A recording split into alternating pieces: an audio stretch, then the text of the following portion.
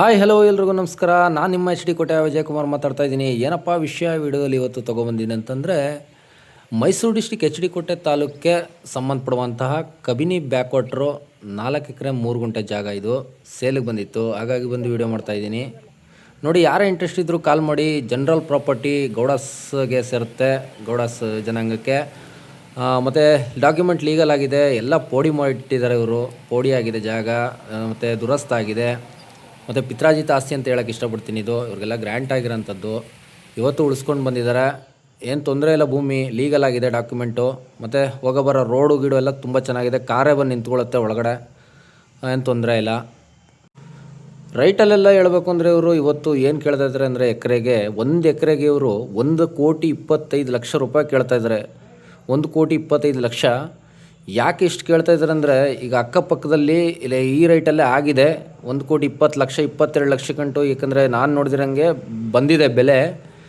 ಯಾಕಪ್ಪ ಇಷ್ಟೊಂದು ರೇಟ್ ಹೇಳ್ತಿದ್ದಿಲ್ಲ, ಏನೋ 1 ಕೋಟಿ ಮೇಲೆ ಅಂತಂದರೆ ಅಂತೆಲ್ಲ ಹೇಳ್ಬೋದು. ಬಟ್ ಆದರೆ ಇವತ್ತು ಈ ಜಾಗ 1,25,00,000 ಬೆಲೆ ಬಾಳ್ತಾ ಇದೆ ಎಕರೆಗೆ. 1 ಎಕರೆಗೆ 1,25,00,000 ಬೆಲೆ ಬಾಳ್ತಾ ಇರೋದ್ರಿಂದ ಓನರು ಯಾವುದೇ ಕಾಂಪ್ರಮೈಸಿಗೆ ಬರಲ್ಲ. ಇದೇ ರೈಟಲ್ಲಿ 1,25,00,000 ಏನು ರೇಟ್ ಇದೆ ಆ ರೈಟ್ ಕರ್ಕೊಂಬಂದರೆ ಕರ್ಕೊಂಡು ಬನ್ನಿ, ಇಲ್ಲ ಅಂದರೆ ಬೇಡ ಅಂತ ಇದ್ದಾರೆ. ಹಾಗಾಗಿ ಲೀಗಲ್ ಡಾಕ್ಯುಮೆಂಟ್ ಇಟ್ಕೊಂಡಿರೋದ್ರಿಂದ ಈ ರೇಟಲ್ಲಿ ಇದನ್ನ ಸೇಲ್ ಮಾಡ್ತಾಯಿದ್ದಾರೆ.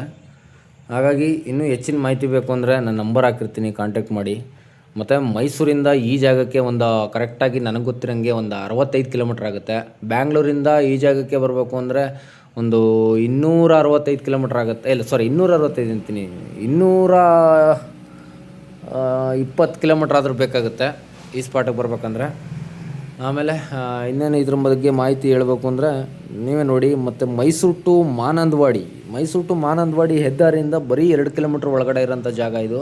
ಚೆನ್ನಾಗಿದೆ ಲೊಕೇಶನ್ನು, ಏನು ತೊಂದರೆ ಇಲ್ಲ.